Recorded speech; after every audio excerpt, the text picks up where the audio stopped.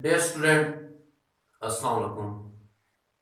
मुझे उम्मीद है आप ठीक होंगे और आपकी स्टडी भी ठीक जा रही होगी। आजकल तो वैसे स्टूडेंट घरों में बैठे हैं। हमारे दुनिया के ऐसे सिचुएशन पैदा हो चुकी है कि यूनिवर्सिटी, कॉलेज वगैरह, इंस्टीट्यूट, अकेडमीज वगैरह बंद हैं और स्टूडेंट अपने घरों में बैठ के आसानी से ऑनलाइन अपने पेपरों की तैयारी कर रहे हैं। और गवर्नमेंट की पॉलिसी के मुताबिक नेक्स्ट क्लासों के अंदर एग्ज़ाम का जो प्रोसीजर है वो गवर्नमेंट रूल्स के मुताबिक ही होगा। और इस तरीके से स्टूडेंट के लिए मौका भी है वो अपनी पढ़ाई को ऑनलाइन जारी रखें।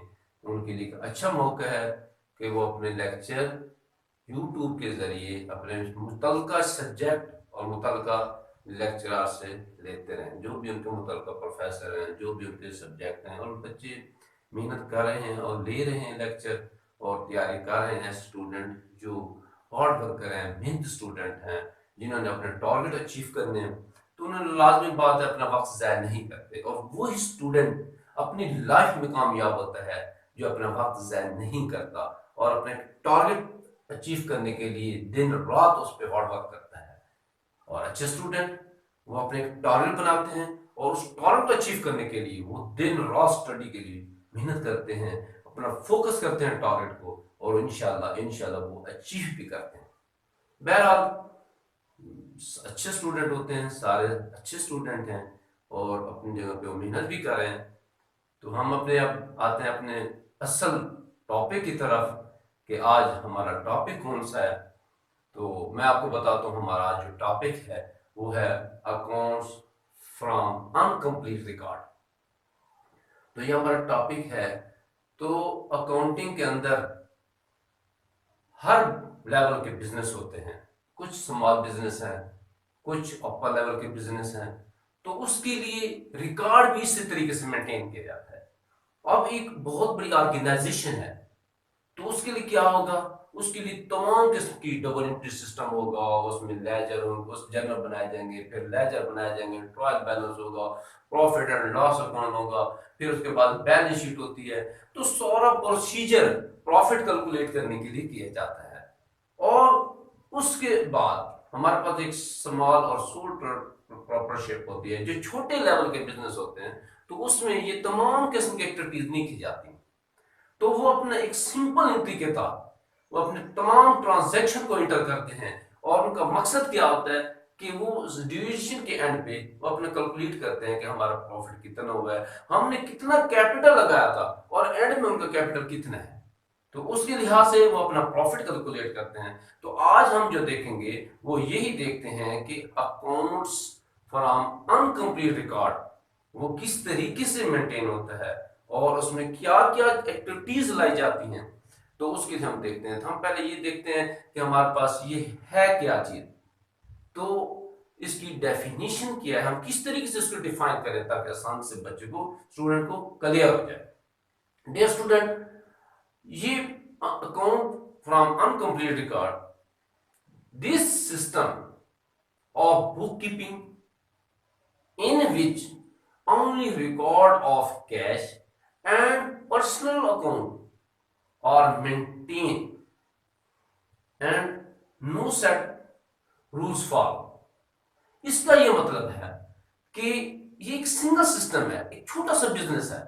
छोटे बिजनेस के अंदर वो क्या होता है कि इसमें हमारे पास कैश के जो रिकॉर्ड होता है हम सिंगल एंट्री में उसी एंट्री करते जाते हैं, सिंगल एंट्री। और हमारे पास पर्सनल अकाउंट जो होते हैं कि हमारे पास जो एक छोटा सा बिजनेस है कि हमारे पास लिमिटेड कंज्यूमर होते हैं, उनका अकाउंट जो होता है हम हर पेज में एक एक पेज बनाते जाते हैं और उसकी डेट वाइज उसके ऊपर एंट्री करते रहते हैं। तो जितने भी हमारे पास क्लाइंट होंगे, हमारे कंज्यूमर होंगे, तो हमें क्लियर हो जाएगा कि उस मंथ के एंड में या साल के एंड में हमारे पास हमने शुरू जो में बिजनेस कैपिटल इन्वेस्ट किया था वो इतना है। और हम अब जो है साल के एंड में हमारे पास इतनों से हम फिर क्या करते हैं, कैलकुलेट कर लेते हैं अपनी पोजीशन, बिजनेस की पोजीशन कैलकुलेट कर लेते हैं। जब दूसरे लफ्ज में हम ये कह सकते हैं कि it is incomplete double entry system और अकाउंट्स फ्रॉम अनकम्प्लीट रिकॉर्ड, कि इसमें कोई वो total double entry system join नहीं किया जाता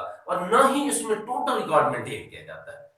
तो हमारे सिंगल एंट्री सिस्टम होता है इसके अंदर। और फिर इसके अंदर हम क्या करते हैं, हम कैश का एक अकाउंट तैयार कर लेते हैं, फिर अकाउंट रिसीवेबल होता है और अकाउंट पेबल होता है और टैक्सेस वगैरह होते हैं। छोटे बिजनेस के अंदर हमारे पास ये चार, तकरीबन चार चीजें होती हैं जिसको हम मेंटेन करते हैं कि हमने कैश हमारे पास कितना है, कितना हमारे पास कैश है, और हमने किससे अकाउंट रिसीवेबल कौन से कहां से पैसे लेने, अकाउंट पेबल किस किस बंदे को हमने पैसे देने, और जो टैक्स वगैरह होते हैं, बिल वगैरह होते हैं, छोटे जो भी गवर्नमेंट के रूल्स के मुताबिक जो छोटे मोटे टैक्स वगैरह होते हैं तो हम उनको पे करते हैं। तो वो जो टैक्स है, ये चार कंट्री, वो हम सिंगल एंट्री के तहत एक बुक के अंदर, एक रजिस्टर के अंदर मेंटेन कर लेते हैं।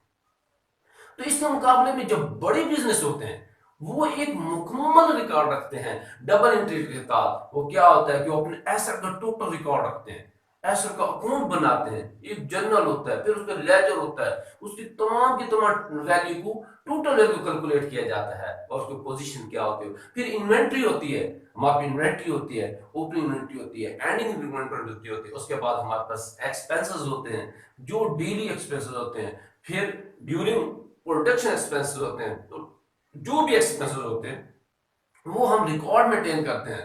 तो उसके बाद हमारे पास रेवेन्यूज होती हैं, प्रोडक्ट्स लाने के बाद सेल करते हैं, उस पर अपने रेवेन्यूज होते हैं, हम उसका रिकॉर्ड रखते हैं। और अदर हमारे पास एलिमेंट्स और भी होते हैं जो हम क्या कहना, एक हमारे लिए जरूरी होता है, हम उसको जरूरी कंसीडर करते हैं कि तमाम के तमाम अकाउंटिंग तैयार करते हैं। लेकिन इस सिस्टम के तहत जो हमारा सिंगल एंट्री सिस्टम होता है उसके अंदर ये चीजें नहीं होती। उसके अंदर सिंगल एंट्री सिस्टम हम सिर्फ जस्ट हम क्या करते हैं, उसको एक पेज पे एंट्री करते रहते हैं, एक रजिस्टर पे एंट्री, सादा सा उसका रिकॉर्ड मेंटेन करते हैं कि हमें पता चल जाता है कि हमारा पास कैपिटल कितना था और ड्यूरिंग हमने क्या कैपिटल किया, उसमें हमने कितना उसमें हमने खर्च किया, और हमारे पास कैपिटल एंड में कितना है। तो उससे हम अपने रेशियो और प्रॉफिट के रेशियो का एस्टिमेट लगा सकते हैं।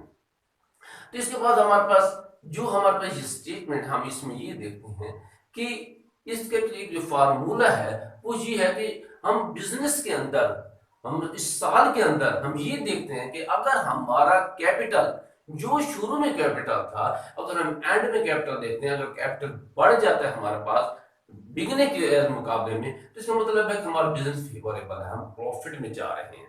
अगर हमारा बिजनेस, अगर हमारा कैपिटल सॉरी अगर हमारा एंडिंग कैपिटल वो डिक्रीज हो जाता है बिगिनिंग कैपिटल से, इसका मतलब है कि हमारी ऑर्गेनाइजेशन को नुकसान है, वो लॉस है, ऑर्गेनाइजेशन नुकसान में चली गई है। कि जो हमने पैसा लगाया था बिजनेस के अंदर, तो हमने साल के दरमियान एक्टिविटीज सारी की हैं, तो एंड में हमने ये देखा है कि हमारे पास वो टोटल अमाउंट जो हमने बिगनिंग में लगाई, शुरू में लगाई, हमारा स्टार्ट बिजनेस में किया, वो अब कम है। इसका मतलब है कंपनी या हमारा जो छोटा मोटा बिजनेस है, जो सोल प्रोप्राइटरशिप है, वो नुकसान में जा रहा है।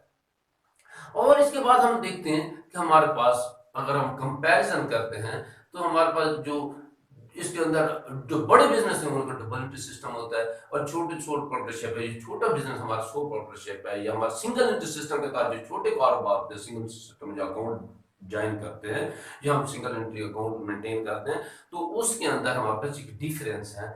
वो ये है कि हम जब बड़े बिजनेस में कहते हैं कि each transaction has double entry effect होता है, एस्पेक्ट हो उसके, क्या होता है कि डबल एंट्री हम ज्वाइन करते हैं, उसके अंदर डबल एंट्री काउंट करते हैं। लेकिन as compared to sole proprietorship, single entry system के तहत हमारे पास double aspect of transaction is not recorded, उसमें रिकॉर्ड नहीं होता। उसके बाद हम ये देखते हैं कि हम डबल एंट्री सिस्टम के तहत हम उसका ट्रायल बैलेंस बनाते हैं, बैलेंस शीट बनाते हैं, उसका टोटल का टोटल रिकॉर्ड मेंटेन करते हैं। लेकिन हमारे सिंगल एंट्री सिस्टम के तहत कोई ट्रायल बैलेंस और कोई बैलेंस शीट हम नहीं बनाते। फिर हम ये देखते हैं कि जब हम डबल एंट्री सिस्टम के तहत हम क्यों ये सॉल्व बनाते हैं, हम जनरल बनाते हैं, लेजर बनाते हैं, ट्रायल बैलेंस बनाते हैं, बैलेंस शीट बनाते हैं, वो क्या होता है कि हमने फाइनेंशियल पोजीशन को क्रिएट करना होता है, और या फिर फाइनेंशियल स्टेटमेंट बनाई जाती हैं, तो उसको फॉलो करने के लिए हम तमाम रिकॉर्ड मेंटेन करते हैं। लेकिन सिंगल एंट्री सिस्टम के तहत हमारे पास कोई रिकॉर्ड नहीं होता, वो अनकंप्लीटेड रिकॉर्ड होता है, और उसमें कोई किस्म की बैलेंस शीट, कोई किस्म की हमारे पास फाइनेंशियल स्टेटमेंट नहीं बनाई जाती।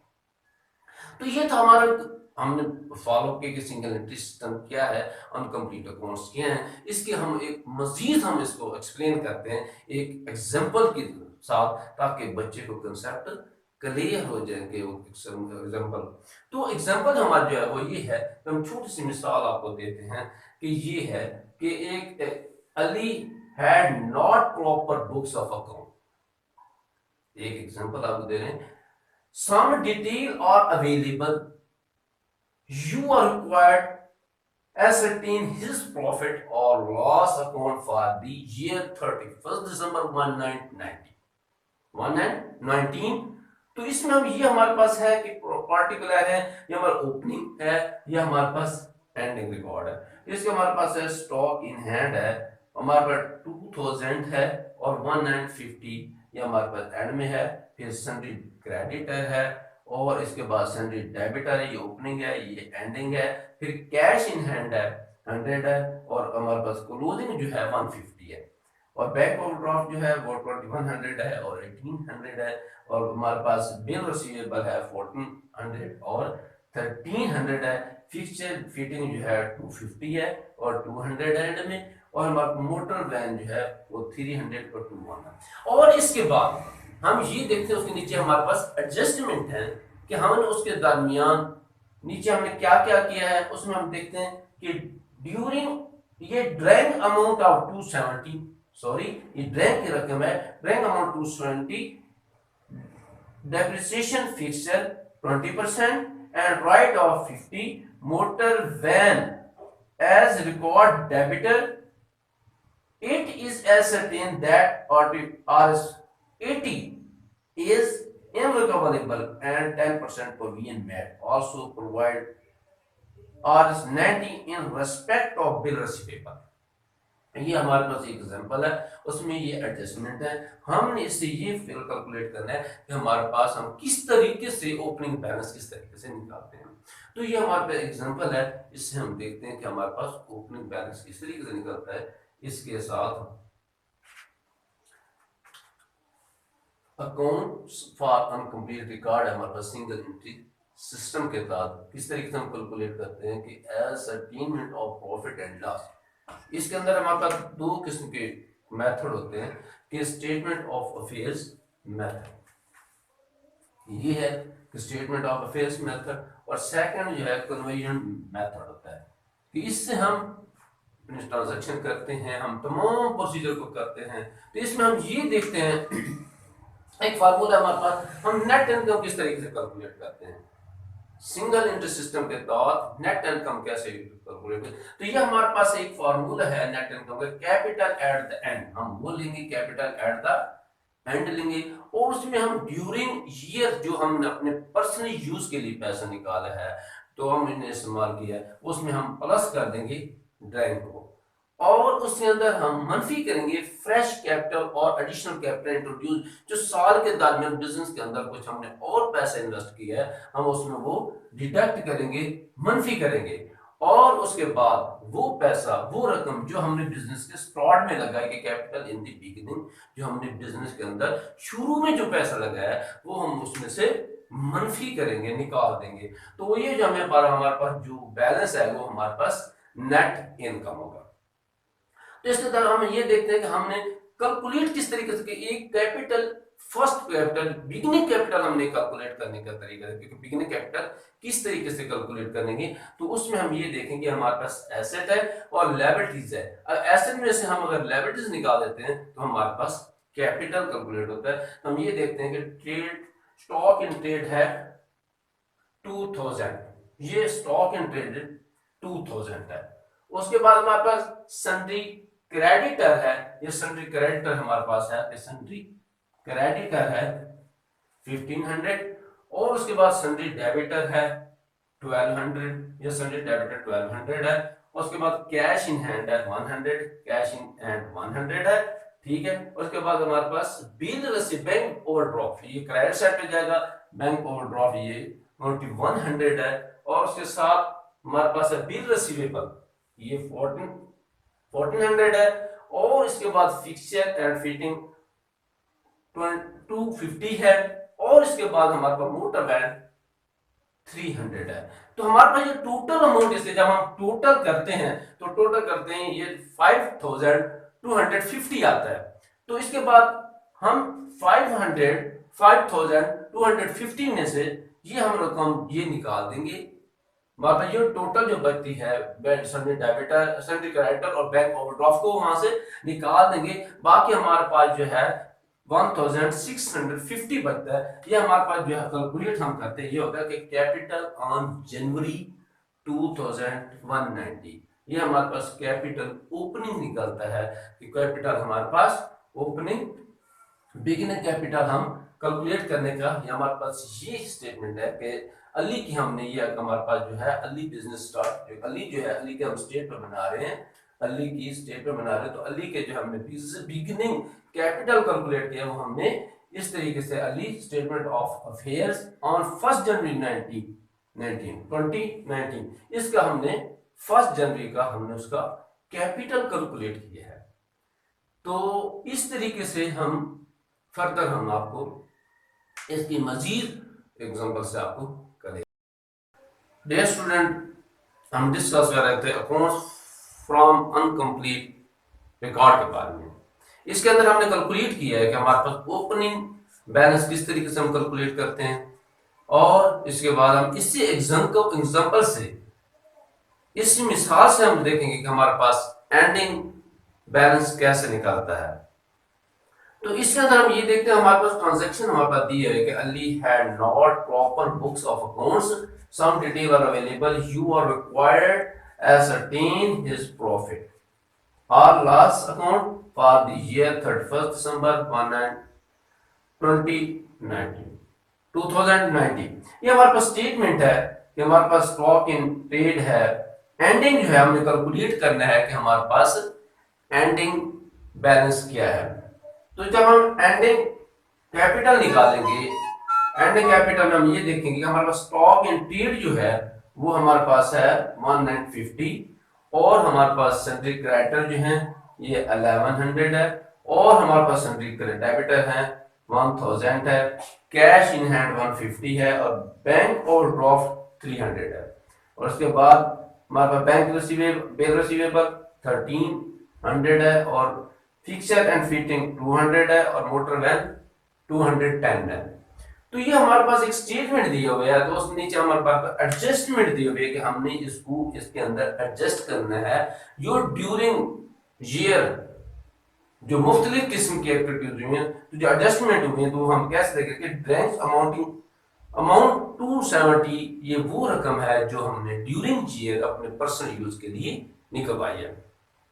और इसके अंदर हम ये देखें डेप्रिसिएशन फिक्सर 20% है, ये फिक्सर जो है हमारे पास, ये फिक्सर एंड फिटिंग है, इसमें हमने 20% एंड वाला जो हमारे पास स्टॉक है, हमारे पास एंड वाला जो हमारा बैलेंस है उस पर हम ये अमाउंट एंड वाले अमाउंट पे कैलकुलेट करेंगे। और उसके बाद हमारे पास राइट ऑफ है 15, मोटर वैन पे हम डेप्रिसिएशन निकालेंगे 50 रुपीज, और उसके बाद as record debtor it is ascertained that 80 is irrecoverable, 80 rupees recoverable है, और हमारे पास जो है and 10% provision made and also provide 90 rupees in respect of bill receivable, bill receivable पे हमारे पास 90 रुपीज है, और ये बाकी हमारे पास ascertain 18 रिकवरेबल, और provision for bad debts and new credit debts हमारे पास सन्ड्री डेबिटर पर क्रिएट हुए हैं। तो हमने इसको एडजस्ट किस तरीके से करना है, और हमने ये कैलकुलेट करना है कि हमारे पास कैपिटल जो है एंडिंग कैपिटल वो हम किस तरीके से कैलकुलेट करते हैं। इस एग्जांपल से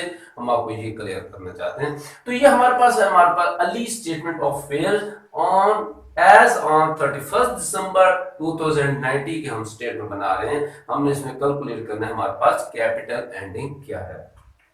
इसके अंदर देखते हैं हमारे पास ये एसेट साइड है, डेबिट साइड है, और लायबिलिटीज क्रेडिट साइड है, और इसके अंदर हमारे पास स्टॉक इन ट्रेड है, हम एंड वाला लेंगे, ये हमारे पास स्टॉक इन ट्रेड है 1950 का है, ये हम ले लेंगे स्टॉक इन ट्रेड। उसके बाद हमारे पास है सन्ड्री डेबिटर 1000 है, ये सन्ड्री डेबिटर है 1000, और इसके अंदर ये 1000 है, और हमारे पास ये बैडर्स जो है वो हमारे पास 80 है, ये हमारे पास ये है कि it is ascertained that or it is irrecoverable bad debts 80 rupees है।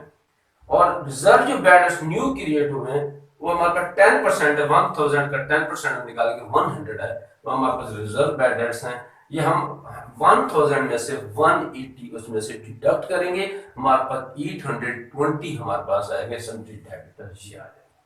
उसके बाद हमारे पास कैश इन हैंड है 150, कैश इन हैंड है हमारे पास, ये आ जाएगा। उसके बाद हमारे पास बिल रिसीवेबल है, बिल रिसीवेबल 1300 है, और उसमें हम देखेंगे कि हमारे पास इधर जो हमारे पास है also provision 90 rupees in respect of bill receivable, ये प्रोवाइडेड हमारे पास प्रोविजन बैड डेट्स जो है वो हमारे पास कितने हैं, वो 90 है। प्रोविजन जो है वो 90 हमने उसमें मुनफी करेंगे, ये 1220 हमारे पास ये बिल रिसीवेबल आएगा। उसके बाद हमारे पास फिक्सचर एंड फिटिंग है, ये 200 हमारे पास एंड में जो है ये 200 है, और उसके अंदर हमने डेप्रिसिएशन 20% है। जब हम 200 पे 20% डेप्रिसिएशन लेगी वो हमारे पास 40 रुपीज बनती है, वो हम कैलकुलेट करेंगे 160 हमारे पास इसका बैलेंस आ जाएगा। और इसके साथ हम ये देखेंगे हमारे पास मोटर वैन है 210 है हमारे पास, और उसके बाद हम ये देखेंगे कि डेप्रिसिएशन फिक्सर, और इस पे जो हम मोटर का है कि आर 50 रुपीज मोटर वैन कितनी 50 रुपए का हमारे पास डेप्रिसिएशन है, ये 50 रुपए की डेप्रिसिएशन है। और इसके बाद जब हम इसमें डिडक्ट करेंगे मनफी करेंगे 210 में से 50, हमारे पास 160 हमारे पास इसका बैलेंस आ जाएगा। और इसके अलावा हमारे पास सन्ड्री क्रेडिटर हम देखते हैं कितने हमारे पास सन्ड्री क्रेडिटर 1100 है, ये हम 1100 इसमें इंटर कर देंगे और क्रेडिट साइड पे। और इसके बाद हमारे पास बैंक ओवरड्राफ्ट जो है, ये बैंक ड्राफ्ट जो है वो 300 है, ये 300 हमारे पास ये बैंक ड्राफ्ट है। और इस तरीके से हम कैलकुलेट करते हैं कि हमारे पास क्लोजिंग कैपिटल हम कैलकुलेट कर रहे हैं, तो हम डेबिट साइड टोटल कैलकुलेट करेंगे, वो कितनी है, वो 4450 कैलकुलेट करते हैं। टोटल हमारे पास 4450 है, और उसमें से हम ये डिडक्ट क्या करेंगे, मनफी क्या करेंगे, सन्ड्री क्रेडिटर 1100 है, और उसके बाद बैंक ओवरड्राफ्ट 300 है, ये हम इसमें से डिडक्ट करेंगे। और हमारे पास जो है कैपिटल ऑन दिसंबर 31 2090 का जो निकलता है वो हमारे पास 3050 है, ये हमारे पास है कैपिटल ऑन दिसंबर 31 2090 का, ये हमारे पास कैपिटल एंडिंग कैलकुलेट होता है। तो ये हमारे पास एक एग्जांपल थी, ये एग्जांपल के अंदर हमने उसकी जो एडजस्टमेंट हुई वो हमने एडजस्टमेंट उसको एडजस्ट किया। एडजस्ट करने के बाद हमारे पास जो कैपिटल आया है वो कैपिटल ऑन दिसंबर 2090 का कैपिटल आया है।